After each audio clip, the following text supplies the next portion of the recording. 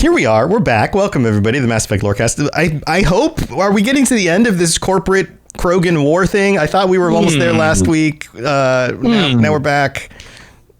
Perhaps. You think we'll get there? Because I feel like, war is over. Wait, that's like a Christmas song, isn't it?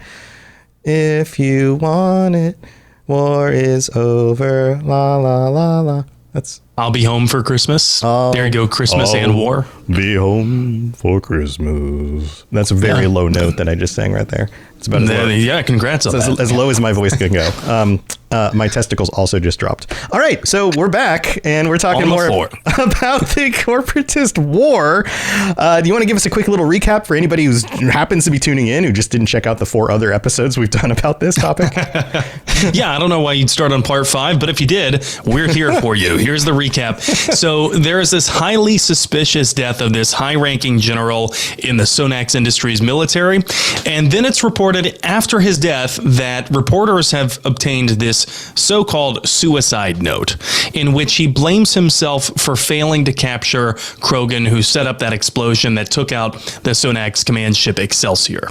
Right. And that's where we're left off with this really kind of intrigue and mystery that's going on within the corporate triumvirate, which is, by the way, not a triumvirate anymore, because as you remember, Binary Helix had enough. They pulled out. We're seeing fracturing relationships within the corporations. And right now, it kind of looks like the corporate war effort is in its death throes. It's not going well. Yeah. It feels like there's a lot of infighting, and there's a lot of them kind of going back and forth, a lot of throwing under the bus, that kind of stuff. But we haven't heard much from the Krogan side, which makes sense because they've kind of been blocked from communicating. We're not getting their side of the story. But I guess, things are happening weird with them, too. Like people are losing arms and homes are being raided. Ruined. Yeah. That when he went on that video right after the Excelsior, explosion and said, tag. Well, that was the last we really heard from the war effort until now. There's a dispatch from Cerberus Daily News. It went up on, I guess, Games on September 11th, 2010. And it says, a simultaneous attack on 3 iridium mining facilities on Garvug has captured galactic attention tonight. The facilities, which are outside the colonial capital of Dazil, were captured by Sonax Industries early in the planet's occupation. Krogan and Vorcha guerrillas first set off truck bombs to penetrate the outer fences of the heavily guarded mines before shooting personnel. Okay, so here we have these iridium mining facilities, which are owned by the corporations. They're literally like being run by them. And the Krogan and Vorcha, who are being referred to as guerrillas, but are actually just natives to this planet, they are the ones attacking. It's so hard to constantly fact check Cerberus Daily News and their snide insinuations. Yeah, but clearly you're on their side. Clearly, because you're fact checking only one side of the. Oh God. Okay, keep going. Don't get me started. Yeah. But anyway, fun fact: the more you know, when one side is lying, it's okay to only fact check that one side. Moving on. Amazing how that works. Moving on. Krogan and Vorcha guerrillas first set off truck bombs to penetrate the outer fences of the heavily guarded mines before shooting personnel. Moments later, the guerrillas used explosives to collapse the mouths of the mines. Casualty estimates are low because of Sonax's extensive use of robo-miners, but the move cuts off a significant income source for Sonax and the planetary government. The strike's timing is clearly no coincidence. Sonax's quarterly shareholders meeting is tomorrow. That's brilliant. If that is on purpose, that is genius. Definitely not a coincidence. As you know, as we've been talking about in every single part, the shareholders are the only source of accountability for these corporations. Right. They are the leverage point. And if you can make it too uncomfortable to be investing in these corporations and make those people unhappy, then things will change. Outside of that, there's really nothing else they can do. And the fact that they figured this out at this point shows that the Krogan are smarter than people give them credit for. Yeah, I really do feel like this is the Krogan's doing and not the Vorcha. yeah, the Vorcha are probably just like, explosions, yay! You know, Kill them all. right? and then, can you imagine trying to convince Vorcha to spend explosives and perhaps kill themselves in an attack on an iridium mining facility where no one's actually inside? You're not killing anyone. Right. It's robo-miners. Right. So can you imagine trying to sell that idea to a Vorcha? Yeah, Maybe they just lied to the Vorcha. Why is this a good idea? There's no people here. I want blood. Well, don't worry. We'll blow up lots of stuff. It'll be fine. Yeah, Right. It'll make them mad, and then they'll come out, and then we'll blow them up. Okay. Exactly. Fine. We should do a sideshow called The Krogan and the Vorcha, where we cover political issues from the perspective of a Krogan and a Vorcha. And I can be the Krogan, you can be the Vorcha, and we'll do that. I'm sure that would get all of like 10 people watching or listening to. That is the most esoteric thing I have heard of in a long time, and I'm so down. You know what? That's art. That is, no matter how esoteric it is, art is self-expression, and I think that's artwork. But this timing, no coincidence. Shareholders are meeting the very next day. I wonder how shareholders take this, right? Because while their corporations are infighting, the Krogan and the Vorcha are basically able to cut down on their bottom line, right? Yeah. These iridium mining facilities, that's part of why they wanted Garvug, so that they could strip it of resources. Right. And they're hitting them in the pocketbook. They're hitting him in the pocketbook. Exactly. Well, this doesn't go well for any of the corporations, and there's really little that they can do to spin this in a positive way. The next time that we hear from Cerberus Daily News about this, we hear security and accountability are the watchwords of Sonax Industries quarterly shareholders meeting tonight on Ilium. Damage control. This is damage control. Yes. 100%. Fearing disruptions or attacks from guerrilla sympathizers. Okay, so now not only are they calling them guerrilla sympathizers, the company tried to keep the meeting location under wraps. However, hundreds of protesters found it, and fences and paramilitary forces are the only thing keeping the crowd back at this hour. The course of the war on Garvug could change tonight, as the board of directors is expected to meet shortly after the shareholders vote on company direction. I have a feeling we're seeing momentum shift in a very specific direction. I have to wonder what the shareholders think about this. Right. And from the very beginning, it seems like the Krogan war effort has been to just make it a pain in the ass to take this planet and to hold it. More importantly, to hold it, because occupation is much more difficult for a force than just advancing and taking something. Initial conquest can happen, but then actually staying there and maintaining control is much more difficult. I mean, we saw this in the Middle East with the conflicts that the United States has been in the Middle East over the last 20 some years. This is very much a real thing. It's also why, if memory serves me correctly, Alexander the Great's empire didn't last long after he died. I mean, it fractured and broke up, right? Yeah, well, I don't know if it was so much, and correct me if anybody's a history buff in a way that I'm not as informed about this. I'm not sure if it was so much about the grassroots peoples pushing back as it was the grab for power from all the generals who were underneath him dividing up the empire. Regardless, a power vacuum. It became a power vacuum, and people up high then grabbed for that power and still held down the people underneath them. Like Egypt afterwards was controlled by Hellenistic individuals who weren't from Egypt. It's not like the people in Egypt got back control of their own place. So it's kind of similar, but a little different. Still power vacuum, though. I will trust our history buffs who are listeners of ours on this. But yeah, it's much more difficult to occupy than to conquer. And that's really what these corporations are learning. Yet again, you'd think that by this point in the future, maybe they would know, but they don't. So here they are getting their butts handed to them on a shareholder platter. It's kind of like, have you ever done, and you should never do this, have you ever done, we used to call it the hour of power. And the goal of the hour of power, this is a stupid thing you do in college when you're a college-aged idiot and you're with your friends, is you challenge one of your friends to complete the hour of power. And they have to drink a gallon of milk in an hour without throwing it up. And it's impossible because of the way the milk expands, I believe. This is what I've heard, at least, in your stomach. Eventually, the pressure increases and it becomes very uncomfortable and you have to throw it back up.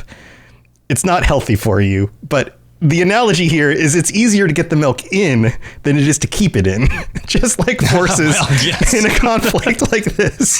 I never played a game like that in college, not with milk anyway. If you're ever in a situation and you want to, oh my God, it's not good and it feels terrible. Anyway, okay, so where does it go from here? What do we find out? What the shareholders vote? Yes, we do, and I will say that before we move on, I was surprised that even on Ilium, this Ayn Rand wet dream of a planet, right. that even there were so many protesters that they had to set up fences and have these paramilitary forces keeping this protesting crowd back from where the company was having its meeting location. Mm-hmm. That was surprising to me because if anyone remembers Ilium, Mass Effect 2, it's like a corporation pirate, like there's no laws there. It's basically, just the corporation's rule. Right. Yeah. Slave trade is illegal. They just don't call it that on Ilium. That's how dystopian this is. Right. And yet the people have united against the corporations in pushing back against this. How bad does your PR have to be? Right. Yeah. That because you'd think for people on Ilium, this was so business as usual, Right. Why would they care after so many years of corporate bullshit? Well, why would this stand out? I think one thing is very true, at least this is among humanity, is that if you fool people, you can get away with it for a certain amount of time, but eventually people figure it out. Eventually. Yeah, that reminds me of one of my favorite quotes from Winston Churchill. The truth is incontrovertible. Malice may attack it, ignorance may deride it, but in the end, there it is. Yeah, it's the one thing that you can't ever really change. So, yeah. Well, it seems like things are heating up. Yes, they are. And so we find another Cerberus Daily News dispatch from the very next day. You want to read this one? Yeah. So it says, the Sonax board has spoken. After 6 months of war on the planet Garvug, Sonax Industries board of directors voted 6-5. It was a very close vote to withdraw troops from the combat theater beginning in 30 Galactic Standard, 35 Earth Standard days. To date, war casualties include 2,586 Sonax troops and 438 contract soldiers. This is right at about 3,000 people. Field troops and conducting the war fielding troops has cost an estimated 21 billion credits, not including revenue lost from destructive acts such as the Iridium mine attack just days ago. Within minutes of the announcement, Huanghui, I don't even know how to pronounce this word anymore, Solutions, the war's other major investor, fired off a press release saying they too would withdraw their troops from the planet. But they still have 30 days to do it. Yeah, they got 30 Galactic Standard days. Right. By the way, I was doing some math real quick to try and figure out what exactly that ratio is, Galactic Standard to Earth Standard days, because this is one of the few places in the lore where we see something like this. Yeah, it's like 30 to 35. That's the ratio. I just solved it for you. Thanks. I was trying to reduce that. Oh, okay. So basically, it's for every 6/7 for every 6 Galactic Standard days, there's 1 Earth week. Right. Yeah. And I would suppose you can't just like magic all the troops out of there. I mean, if they had 3,000 casualties, then that means the total number of troops must be well above that number.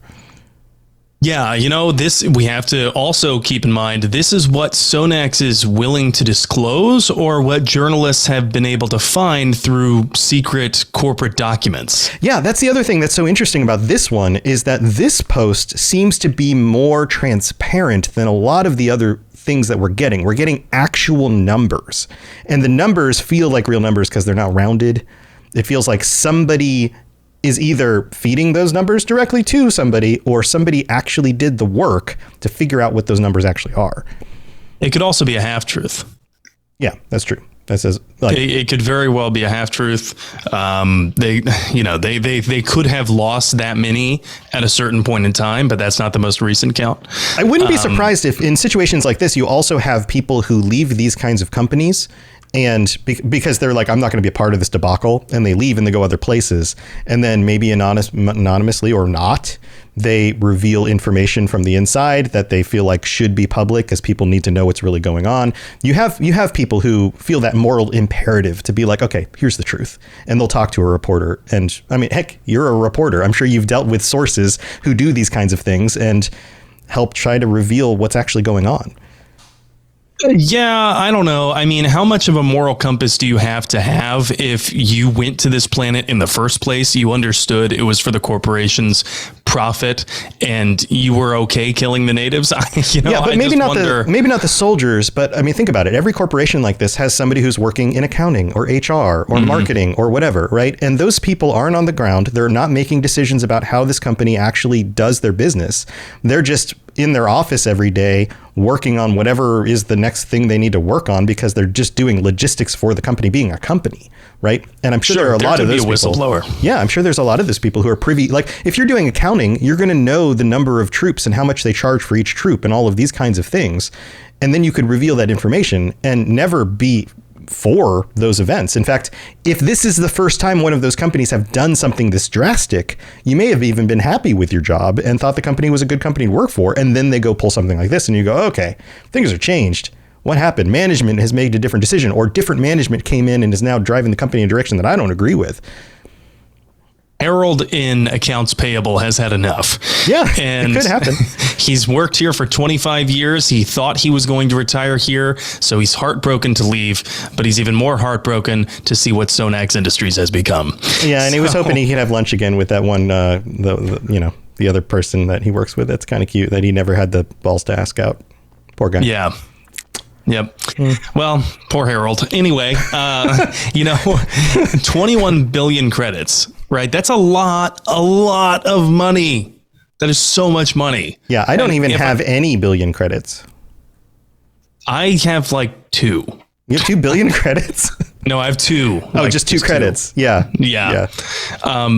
And bills take 1. So, right.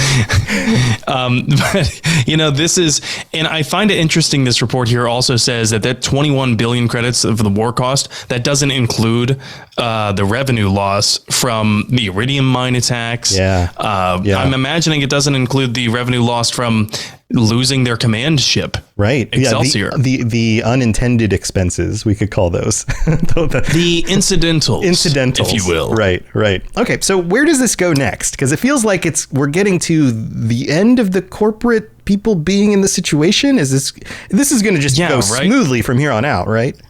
Oh, totally. So Sonax and Guanghui are now gone, or at least they've committed that they're going to withdraw their troops. Binary Helix has left. And now we get this news that Sonax Industries is going to withdraw, close decision with their board of directors voting 6-5. That part raises my eyebrows because you know how sometimes in Congress there's the symbolic protest vote? Mm-hmm. Right. Yeah. Where they know that they can spare a vote to lose, so they vote one way just to save face. Right. So they can say, well, I was against that. Look at my voting record. And it's like, exactly. You were against it in an opportunity when you realized that was not going to matter. Yes. And so their ultimate desire still happens because they know the law is going to pass or it's going to fail anyway. And so they can still look like the good guy. I don't know. I wonder if something like that is going on with Sonax's board, because 6-5, you would think after all of this that happened, if they were going to withdraw, that it wouldn't be so divided. So you don't think it was actually this close? You think they're kind of saving face? It seems too perfect. But then again, it's fiction, right? So what the hell am I talking about? Sure, right. It's okay. So the very next day, we get another Cerberus dispatch. It says, Sonax Industries' decision to withdraw from the planet Garvug is still making waves tonight as pundits absorb the news. So, okay, translation, the news cycle has continued, but we don't have any new details. So now we're going to talk about the details that we learned yesterday. Right. We need to recycle the news. So here, come with us. So now we're moving on to what we call news analysis, which is, by the way, not news. That is opinion editorial. Right. If anyone sees that, news analysis, do not take it as news. It is opinion editorial. Now, it could be very well educated. Opinion editorial. Sure. It could be spot on. It could be totally accurate, but it still comes from a subjective perspective rather than an objective telling of accounting for what just happened. Exactly. And so now we have quotes here in this dispatch from people whose titles are news contributor, right? And former advisor to a president. So these are not journalists, but here's one of the quotes. The lesson here is that corporate forces can't hold a planet on their own, said Joseph Cole, GBC news contributor. Doesn't really tell me a lot about this guy's news contributor. All right, cool. Yeah. What do you do for a living? And then he says they can't face a determined enemy might be useful as supplemental troops or in corporate on corporate actions, but war is an inherently unprofitable enterprise. It's a good point, actually, that, and at the end, the object of war is ultimately destruction and domination. Yeah, and it costs a bunch. Like, it is a very expensive thing to do. Yes. Talk about sustainability. You cannot reuse the artillery shell that you just fired. Right. Or the soldier whose life was given. Yeah, like all of that stuff. Right. And so it's a great point here that, of course, he's basically saying, yeah, of course it was going to be costly. It's ridiculous they didn't see this coming. And then so now we hear from Julius Redstone, a former advisor to President Durden, who, by the way, you should know if you're a lore master. I'm kidding. I don't know who that is. And I'm not a lore master, but this is the first time I'm seeing that name. Julius, from what I remember about President Durden, he has a very high-pitched voice. Do you think you could read it in his voice? From what I remember about President Durden, there was a certain club that we were not allowed to talk about. It's that Durden? Okay. It's that Durden. His first name is Tyler. Oh, got it. He may or may not be real. He's really like spoilers for a 20-plus-year-old movie. Schrodinger's cat, is that Schrodinger's cat? Yes. Schrodinger's cat. Yeah, right. It's Schrodinger's president. So this former advisor to President Durden says the board did the right thing. The army gave it all they had and couldn't destroy the guerrillas' capacity to pull off large coordinated attacks. The one-sided war that it was in the first few months would have been profitable. But as soon as that metric disappeared, they had to pull out. Iridium only sells for so much. Right. Okay, so now we have another indication here that apparently at least other people seem to think that iridium was all they were after. And that's kind of like the lingering question about why did they find this planet to be so attractive? Why go into such an expensive endeavor and war and horrible things that they did? What was the payoff? It couldn't have just been iridium, right? Or maybe it was iridium. Or maybe, yeah. So either it was iridium and that was never going to equate to enough profit for the expenses, or there's something else going on that is motivating them beyond just that. Yeah, I don't know. I guess we'll have to read on to find out. Yeah, so either they're making dumb decisions or they're making other types of dumb decisions that are potentially less dumb. Is that where we're at with this? For now, it looks like they're either playing 4D chess and we're too dumb to get it, or There could also be hidden critical details we just don't know yet, or they are big dumb, or just big dumb. And on that note, let's go talk about people who are not big dumb, our patrons. We'll be right back. Message coming in. Patching it through. I am sovereign, and this Lorecast is mine. I like the sound of that. All right, here we are in the middle of the show, and a big shout out to all of our patrons. Thank you all for the support.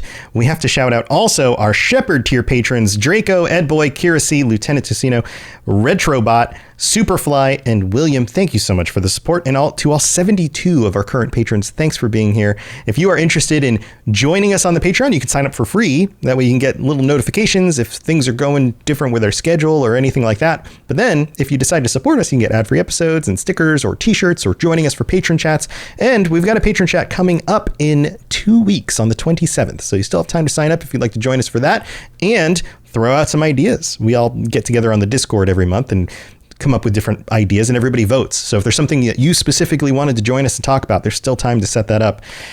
Also, you can help out the show in other ways. Oh, and by the way, patreon.com/Mass Effect Lorecast. I didn't say the actual URL there, but you can also support us in other ways by leaving a 5-star review on Apple Podcasts. We'll read that out on a future episode of the show. We don't have any new ones this week, which means if you leave one, then we'll probably read it out next week. Or you can rate the show on Spotify. You can share it with your friends, and lots of other things that you can do to support us. You can join us on the Discord and join in on chats and all sorts of fun things. So thank you all for being here and for your support. Let's move on with the rest of this story and find out what happens in the end. Spit it out, or are you trying to build suspense? You're so dense, sir. Obviously, I do not know as much about human relationships as I thought. All right, so looks like a considerable amount of time goes by between the last news post on September 14th and this next one on October 4th. A little bit of a gap here. Yeah.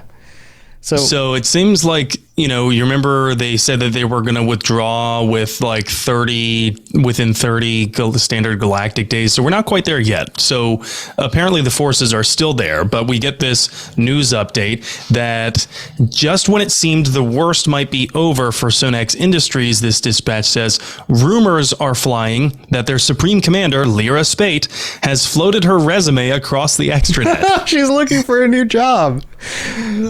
Oh man. So what was your last big accomplishment? Let me think back. Let me think back a little bit.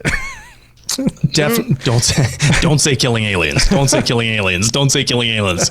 Killing people. Yeah, that's better. That's even better. All right. So Spate denies this rumor, and she says the document, which seems to have been made by someone who knows her employment history, is a fake. Of course. Quote, I'm a Sonax employee, she declares. I am under contract until the last Sonax soldier leaves Garvug. It would be premature to look for other opportunities when there's still a mountainous task ahead of us. Meanwhile, Sonax's stock has taken another significant dive, dropping 12.3 credits a share over the course of last week. Deny. Just keep on denying. Deny. Right. Well, I would imagine she probably has a non-compete. Oh, sure. Oh, I bet. I would. Yeah. So in this kind of situation, absolutely. This is a liability thing. Yeah. Mm-hmm. Like she, I think, has to lie, or else she's opening herself up to get sued by Sonax. When I designed boxes, I was a box designer, designed packaging, boxes and foam and plastic.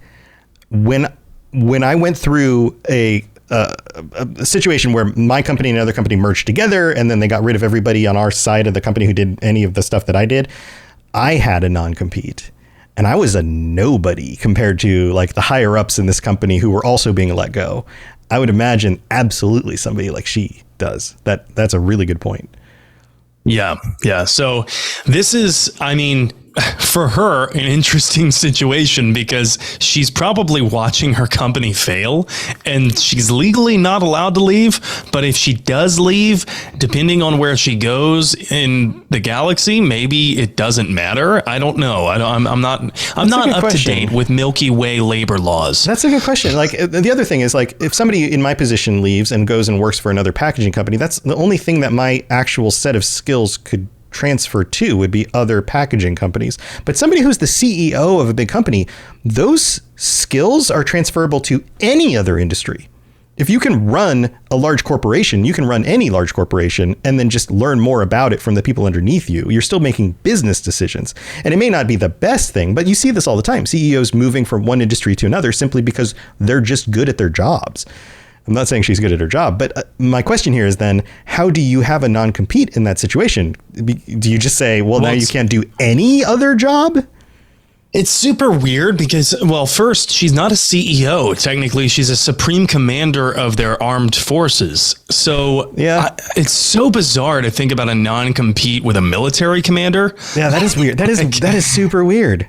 Yeah. Normally, that would be with an organized state military, in which case, yeah, there's a huge non-compete. Don't go work for another nation's military. Right. Yeah, don't take our military secrets somewhere else because you're the commander of the freaking military. Yeah. So maybe she has the strictest non-compete ever. Maybe she cannot go anywhere else. I don't know. Maybe she'll end up working at a McDonald's or Fishy Joe's, for those of you who get that reference. Fishy Joe's. But 12.3 credits a share, it mentions. I might be more impressed or not impressed with this number, depending on what percentage of the total stock price that was. Right. I don't know. We don't know. Is that like a 0.5% dip, or is that like 20% dip? Who knows? So I don't know. I guess we'll just have to take their word for it that it's a significant dive. So Sonax continues to go down the toilet. And that's basically the point here, that the rats are jumping ship. Sonax is going down the toilet. Blah, blah, blah, blah.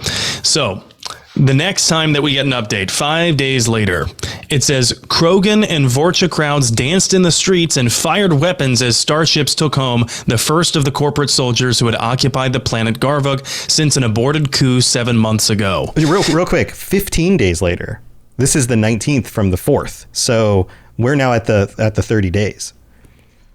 That is right. We're at the 35 days, 34 days. 35 Earth days. Right. We're at 34 Earth days. So they're right at the end of this time period where they're now transitioning out. So just for clarity, so if anybody's like counting the days, they're like, wait a minute, like that's where we're at. So they are adhering to this schedule that they put out, which is weirdly honorable of them. I don't know. Jury's still out for me. But it says that they are taking these corporate soldiers home, and it's been 7 months in this occupation. Yeah. And so obviously the Krogan, the Vorcha, they must be throwing confetti out of the windows like World War II just ended. I'm sure they're just dancing in the streets. Can you imagine a bunch of Vorcha and Krogan like having street parties? Yeah. Yeah. They're like having barbecues and there's like balloons and confetti and there's like parades. I'm like over here singing what was that Mick Jagger and Rick Astley song? Oh, no. It was Mick Jagger and David Bowie. Oh, yes. Yeah. Excuse me. Yeah. Yes. Even cooler. David Bowie and even Mick Jagger cooler. Doing some of the, if you do not know this video from like the 80s, you need to look up Dancing in the Streets with Mick Jagger and David Bowie. Some of the best dancing. And then there's a version that went around on the internet like a decade ago where they took out the music and somebody just left in like, or added in little, ooh, ah, kind of sounds while they're dancing. It's so good. You need to go look this up. So just replace Mick Jagger with a Krogan and Bowie with a Vorcha. I guess you could flip that, but I feel like David Bowie's more like a Vorcha. Yeah, he's got the big teeth. More angular face. Right. Maybe he could regenerate lost limbs. I don't know. Probably. I think he's still actually alive and we just don't know it. But on an island with Tupac. Yeah, in space somewhere with a bunch of other Vorcha, because he was masquerading as a human. Excuse me. Yes, of course. He's in the corner of someone's spaceship, just chilling. Right. Anyway, the rest of this Cerberus Daily News Dispatch says, quote, "No one in my platoon is going to miss it," said one anonymous soldier serving with Guanghui Solutions. But everyone's wondering if they could have done more. Their situation is less grave than that of government forces in Dazil, who described the situation as a, quote, nightmare. Orut Tern, liaison to the Rosk Vorcha pack. God, can you imagine being a liaison to Vorcha? Oh, no. Oh, no. My God. Read a local news. Kill him. No, kill him. Smashes the desk. I've got some bad news for you. No, you don't. Dad, no more news. Right, man. Talk about shooting the messenger. Being a liaison to them, probably high turnover rate. So Orut Tern, liaison to the Rask Vorcha Pack, wonders, what do they think is going to happen without troops? The guerrillas are going to take back power, and everyone in government's going to get purged. Orut is fleeing the planet, and he's not alone. Okay, so he's very suspicious.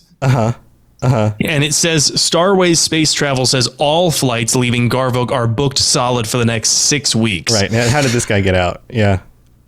So I'm guessing everyone who has any shred of privilege left on Garvug is already booked and going. Like they probably feel weird that all of a sudden, like for months and months and months, you have these corporations committing these horrendous atrocities, and then things that happen off their planet, out of their sight, that they just have to rely on hearsay about, force these corporations to suddenly up and leave after spending so much time and money there. They're like, this is weird.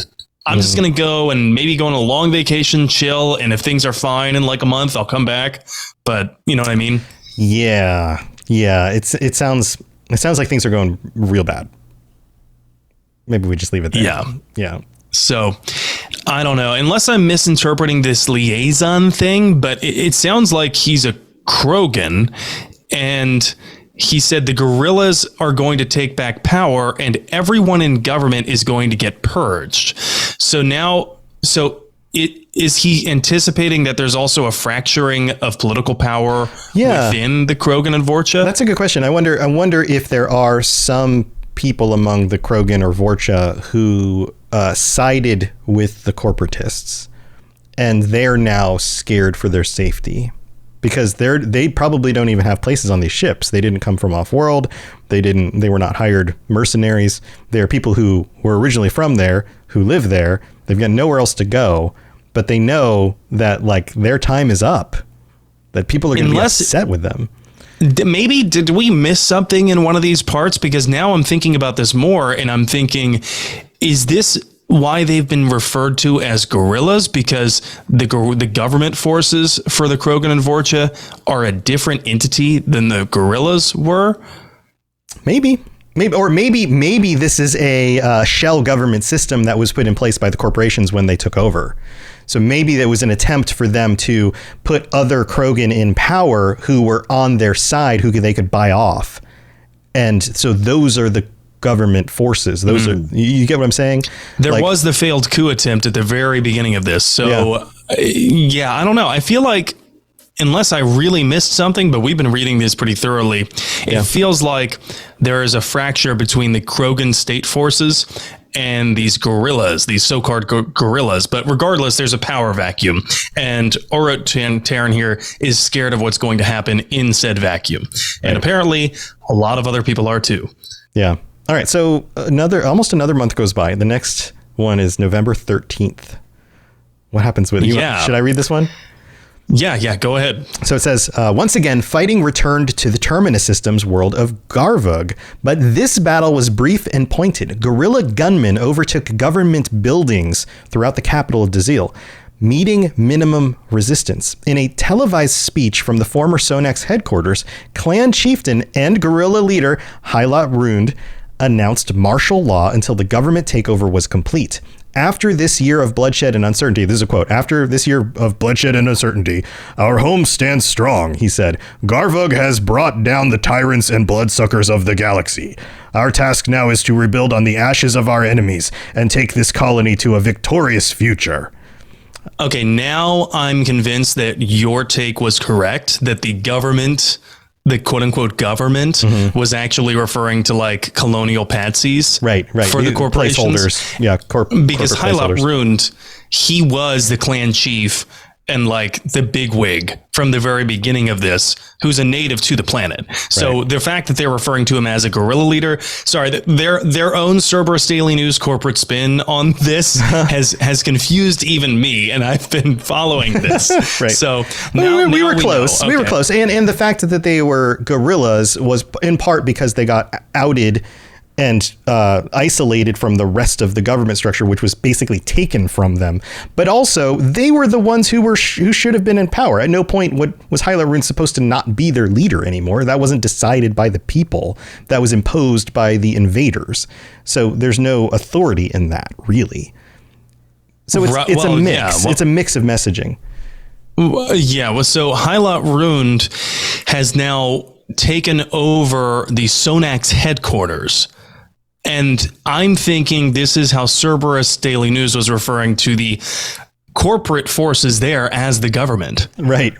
Yeah. This they're now the government, and it's like, are they? And so that would make the Krogan and the Vorcha, whose planet it is, that would make them quote unquote gorillas. So Hyla Rune, the guy who supposedly now has one arm, has announced martial law until this takeover is complete. And honestly, I mean, maybe this is a hot take. He's probably justified in that. Oh, probably. In fact, a lot of his supporters are probably asking for this in order for them to reinstate control and power over things. Also, can you imagine being with this guy for one of his speeches? I bet his speeches are awesome. Oh, yeah. And then you have a bunch of cheering Vorcha in the audience. Yeah. Garvug has brought down the tyrants and bloodsuckers of the galaxy. And everyone's like, whoa! But you know what's interesting? He pivots, and it's not bloodthirsty authoritarian rhetoric, which it could be, because he pivots and he says, our task now is to rebuild on the ashes of our enemies and take this colony to a victorious future. Right. So the messaging is very for the people. We will rise up out of these ashes and we will reform and be better than we were before. That kind of messaging. Yeah. And he very well could, divert in an attempt to secure more power more permanently for himself. He very well could divert anger toward who he calls were, those amongst us who betrayed us, who helped the corporations. And we need to go door knocking and find them, Right. But he's not doing that. He's not seeking division. He's seeking to unify. We're going to rebuild. We together are going to rebuild. Based. Yeah. He's Hyla Rune. So yeah, it kind of looks like the good ending, right? Like this looks like the corporations are gone. Hyla Rune, missing an arm, is, now giving this victory speech from Sonax headquarters. And yeah, it just kind of seems like things are on the way back to normal. It does. And then we have one more day go by and we have the final news correspondence. I guess we could call it that. You want to do this one? So it isn't the final one. It's the final one we're going to cover today. It's still not the final one. What? But there is a huge beat change here. Plot twist. Okay? Oh, man. So the very next day, Cerberus Daily News reports an attack of unbelievable scale has taken place on the planet Garvug's capital of Dazil. According to one independent journalist trapped in the city, mass cannons have destroyed the seat of government recently retaken by Hyla Rune, as well as most buildings within the city. So these mass accelerator cannons it's talking about are things propelling things like chunks of metal at the speed of like fractions of the speed of light. Right. From space. Down into the surface. This is like meteors hitting the planet. Yes. And so it's just it took out the former Sonax headquarters where Hyla Rune just gave that speech. It's taking out most buildings within the city. And now it says reports of assassinations and precision bombardments are coming in. But as Sonax Industries controls all convoys in the PAS system, their accuracy is unverifiable at this time. Sonax controlled imagery showed a large fleet moving from behind one of Garvug's moons to orbit over the planet's capital, a force including binary helix ships, which supposedly left Sonax's coalition months ago. What? No representatives from those companies were available for comment. On the way to his sky car this morning, Binary Helix's press secretary said, "You'll see." That's it. Holy crap. So they were like, once all the other corporations leave, they come back and they're like, we're just going to scorch earth everything. At least them. We don't know who's in this huge fleet that's coming around the moon of Garvug. Yeah. Yeah. Oh my But God. apparently it's a massive fleet. It looks like this was a huge ploy to get them all out of hiding, to get them to let their guard down, to get all of the central guerrilla officials, if you want to call them that, all in one place. And it's why other people who are part of that fake government are trying to get away. That's why they're fleeing, because maybe they're actually knowledgeable that something else is coming. It's not just that they're avoiding the guerrillas who are about to take back power. It's that the place is about to become scorched. Like, all of this stuff starts to make a lot more sense too, right? About the 6-5 vote from Sonax Industries board, just enough so as to not scare the shareholders that there's some insane instability within their government or within their board, that it's not too radical one way, too radical the other way, that it was a closely thought about and contended decision that we ultimately made. And that it was so neat that they would allow 1 month and put out the notice that they were leaving. Within 1 month. You would think that if it were an honest attempt to just leave the planet with as few losses as possible, they wouldn't broadcast that for the enemy to know when they'd be vulnerable. Right. It was set up. Highlight ruined. You're smarter than this. You must have had a backup plan, right? Tell me you had a backup plan. It was a setup, and it's that moment in the movie where it's the false sense of security with a good ending, and you think the good guys have won, and then all of a sudden, no, it's like worse than you ever could predicted. How are they ever going to come back from this? It's the end. It's going to be terrible. Which in a lot of films is the lead up to the climax, where somehow they pull it out in the end. Yeah, with like some kind of what is that called? Deus Ex Machina or Deus Ex? Right. What is it called? Ghost in the Machine. Deus Ex. Yeah. That's it. So that's when it's unexpected. That's when they don't foreshadow at the beginning, and it comes out of nowhere. Is like, oh crap! Well, we've got anti-bombardment repulsive shields, and you can't bomb us. And it's like, well, where did those come from? Nobody mentioned those. All of a sudden, they just have shields out of nowhere. It's like the end of Game of Thrones, where you're like, really, it's that, as opposed to they're like Chekhov's gun, right? Like the idea that they mentioned something like way back at the beginning and we all forgot about it, and then that comes back up and we go, oh my god, that's brilliant, they're using that thing, I remember that. That's when it feels satisfying. Yeah, a different moment in Game of Thrones where that happens, sorry, I love Game of Thrones, is when Arya kills the Night King. Right, yeah. And she's going with an over-the-head stab motion. He catches her arm, and then she uses the move that was taught to her while she was training, where she drops the dagger into her left hand and then stabs him from under. Yeah, that moment was actually cool. There's a lot of things they did wrong in the series in the last 2 seasons, but like that moment was like, okay, cool. That's cool. You got moves now. You used them. How Arya got her groove back. Yeah. Also, she survived stabbing, which was super weird, but we won't go into all those details. But I guess that does it for this part of the story, and we're not even done yet. I was like, oh man, we're going to be done. There's mass accelerator cannons all leveling the capital, Dazil, and that's where Highlight Ruined and all these guerrillas were that were close to him. So this looks like a fatal blow, for now.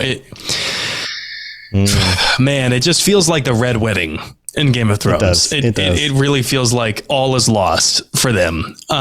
There's still some more to talk about, and certainly I looked ahead to see how many more dispatches there are. I didn't read them, but I know that we can cover them in the next episode. So the next episode, part 6, will be the final one. Okay. And then I think that's actually, we can kind of have a post-mortem. 7 now? Is it? What is the what We're in part 5? Is it part 5? Okay. Yeah, okay. This is part 5. Yeah. So we have 2 trilogies of Garvug War episodes. Right. Yeah, this is part 5. You're right. Yeah. Oh man. Okay. Well, now I'm excited to find out what happens in the next one. How are they going to pull this out? Are they going to win? Are they not? Is this a lesson that corporations are actually unstoppable in this situation because they've got the upper hand? Or is it like, no, the resistance forces were smarter than they predicted and they underestimated the Krogan? I don't know. We're going to have to find out because neither of us have read ahead. We're with all of you. And so I guess we're going to have to see. Right now, it feels like God is dead and we have killed him. Congratulations. Thank you, Nietzsche. All right. Well, that's going to wrap up this episode. Sam, you have stuff you want to share before we head out? Yeah, I have big news in my personal life. Yeah, big news. I recently learned that I'm going to be a dad. Congratulations. I'm excited. I am terrified. And this, I swear, this sounds like a lie. It sounds like something I just made up. But you have to understand that when I was at the OBGYN with my fiance, and we found out that the due date is April 11th, which is Commander Shepard's birthday. Yeah, that's canonically. Nuts. That's nuts. I lost it. Like when I realized that, I was like, okay, this is insane that I am one of the hosts of a podcast on Mass Effect and my future child may be born on Shepard's birthday. And then I tweeted it out and Mark Meir retweeted it. Oh, that's amazing. He's such a cool guy. Yeah. That's like a 1 in 365 chance, right? That would be the day. Also, if the delivery happens earlier or after or later, you're going to be very disappointed. It's a third. No, actually, I think that'll be a relief that I don't have to compare my child to Commander Shepard. Okay, are you going to name the child Commander, first name Shepard, middle name your last name? I was thinking Bar Lavan, maybe Hylot Rund. Okay. That's a good name. Right, yeah, that's a good one. That's a good one. Definitely not Lyra Spate or Tim. Tim. Who are you named after? Martin Sheen. Martin Sheen, and then your last name.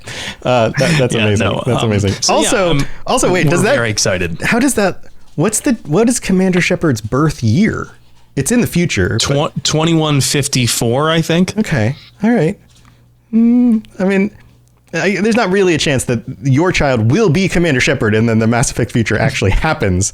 That's very, very unlikely. But it's kind of fun to think about. It's kind of fun to think about. All right. Well, congratulations again. That is awesome news. I hope both of you are excited and everything goes super well. And I think you guys are going to be awesome parents. And it's very exciting. Speaking as a dad, I think it's going to be great. I think you're going to have a wonderful and extremely stressful time. So at what point am I legally required to purchase grass-stained white New Balance sneakers? You're in your 30s now. I am in my 30s now. I think you can buy them and start mowing the lawn in them any day. I think any day is appropriate. Okay. You're right there. With jorts too, right? Oh, with jorts, yes. With jorts, maybe, depending on the neighborhood you live in, either a wife beater or a one of those button-down shirts. Classier than that. Yeah, well, a button-down shirt with like the tropical prints. Okay, I actually do have one. Yeah, you should wear that. Well, this is a bad reflection on me. Yep, you should wear that. I have one I got in Hawaii. Mm-hmm. Yeah, you got to wear that, and then you got to put your aviator glasses on, and and a hat. Yeah, I'm there. I'm literally putting on my aviators as we speak. Yep. And which you already know that I keep a set by my desk. Yes. So. Yeah. Perfect. You got it. You're most of the way there already. Yeah. Perfect. You're prepared. Anything else you want to share before we go? Oh, yeah. I am continuing my headcanon playthrough of Mass Effect 3. I will be finishing that before the baby comes. So I don't know how much I'm going to be able to stream in the future when the baby's coming. Probably not at all. But that is going on for now. And then on Thursdays, I've switched my midweek streams to Thursdays just because of traffic. I am streaming Ghost of Tsushima. Awesome. Yeah. Well, hopefully you get some more game time after the baby comes, but we all have to navigate that. But yeah, congratulations again. It's huge news. Also, if you are into this show and you want more shows, robotsradio.net is the place to go. You can check out my other shows, the Fallout Lorecast, the Elder Scrolls Lorecast, the Lord of the Rings Lorecast, also the Starfield Lorecast, which will be coming back soon because we're only a few weeks away from the DLC. So all of that stuff is going on if you're looking for more content. Otherwise, thank you for being here. Chat, thanks for joining us. And we will see you, hopefully, with the end of this story next week. See you then. Thanks for tuning into the Mass Effect Lorecast. We'd love to hear your opinion and thoughts on the lore of Mass Effect. Reach out to us on Twitter at Mass Effect Cast, or check out the Robots Radio Discord. Also, you can send us an email at masseffectlorecast@gmail.com.